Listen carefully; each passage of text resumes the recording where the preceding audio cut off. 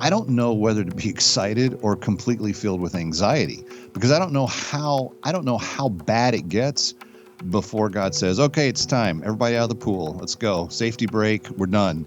But I'm hoping that we're closer to that day than we might have thought we were previously.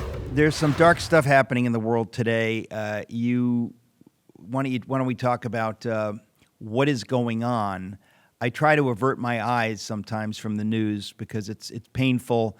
Every now and again, Joe Biden's face pops up, so I try to avoid it. But what is happening right now with the IDF in Gaza, what can you tell us about that? Well, and I don't know that I have any new layers of revelation, but I will tell you, Eric, I spent last week out of the country and kind of away from the onslaught of the normal news cycle that I kind of live with all the time. And it was interesting to kind of begin to re-emerge back into American culture and news, because the idea that, even as we're going into the holidays and people are wanting to think about happier things and happier times, the truth is the world is really a scary place right now. And all you have to do is see the crises we're facing here at home. All you have to do is recognize that you have college professors like the one on the campus of Wake Forest University who was surprised by the fact that she said some horribly anti-Semitic things and people took exception to her and she ended up resigning.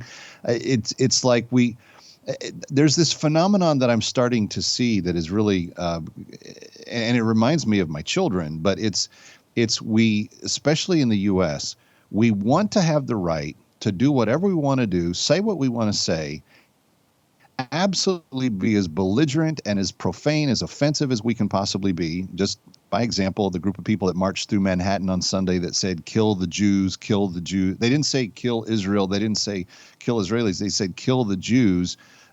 Hundreds, maybe thousands of them marching. I never thought I would see this on American soil with my own eyes in this day and age. I mentioned this professor in Wake Forest.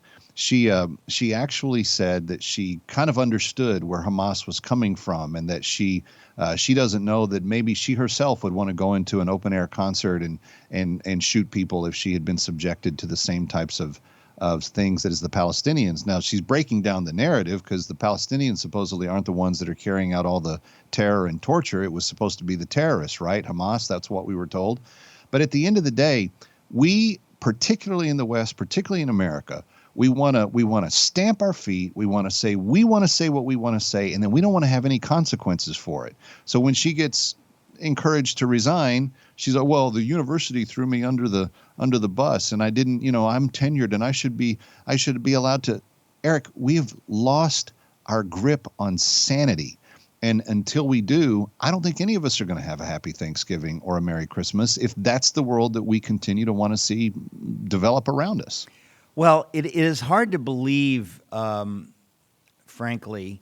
I mean, a lot of what we've seen in the last few years is hard to believe. Let's be honest, that the world we grew up in has changed very dramatically, very quickly, and it takes time to process what you're seeing. I mean, when I heard that governors are putting COVID patients in nursing homes and that old people are dying, I said, whoa, that can't be right. That can't be right. Even my worst political enemy, Andrew Cuomo, or what they're not going to do that. Yeah, they did that. On and on and on. We've been seeing things. The election fraud. Honestly, I'll never forget. Waking up the next morning, and go, wait a minute, Trump was ahead. What's going on? And then you're told, we can't talk about it. Don't talk about it. On and on and on. We have seen these horrible things happen. And it is, I can understand how some people they don't want to go there. They don't want to deal with it. But it's good to deal with it, folks. It's good to see what is happening and to know, to know what is really happening. What happened in Israel is one of those things. It's a nightmare. You can't imagine that can happen. But wait, it gets worse. There are people in America chanting, "Kill the Jews." You think... It's one thing for that to happen over there, but for people in America to think that it might be okay to talk about that after We've had decades of, learning about the Holocaust. We've got a Holocaust museum, and we have Steven Spielberg makes Schindler's List, and we have all of these things, and that we're at a place in America where it is possible that people would do that. It's very hard to process, Kevin. It's just hard to process. It is, but I also think that I always kind of see these things as tied to larger kind of amplification of biblical truths too. And we know, if you read, Paul's second letter to Timothy, that towards the end of it, he talks about how bad things are going to be at the end of time. And that, part of what's going to happen is that men are going to delude themselves, are going to deceive themselves. Part of what's going to happen is that men are going to be lovers more of what they want than what is true, which ultimately is a rejection of God, if you're putting it into the framework of a worldview. And in seeing it kind of come to life around me, I don't know whether to be excited or completely filled with anxiety, because I don't know how bad it gets before God says, okay, it's time. Everybody out of the pool. Let's go. Safety break. We're done. But I'm hoping that we're closer to that day than we might have thought we were previously. But in the meantime, my kids are 13, 10, and 8. I'm trying to help them make sense of the world around them and try to put into perspective the worldview that we hold in the McCullough family, and that's based on our theological understanding of God being in charge and we're not.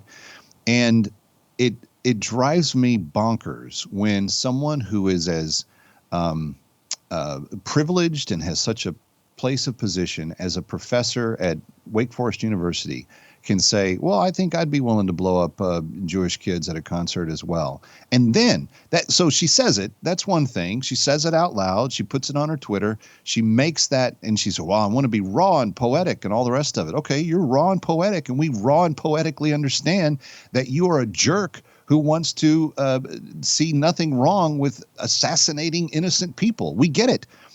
I just don't think that we're ready at this point in society to say, yes, you can say whatever you want and you can put it out there, but you're going to get a pass on all of it all the time. And I hope that we're not at that point. I hope that we're not at the point where we say it's just a free-for-all no matter what the moral component is. Well, to me, one of the takeaways of that is, ladies and gentlemen, do you have any idea what idiots are professors at colleges in America? Do you have any idea? These are professors at prestigious colleges, and they are absolute idiots is a very kind word for people who can think those thoughts, verbalize those thoughts publicly.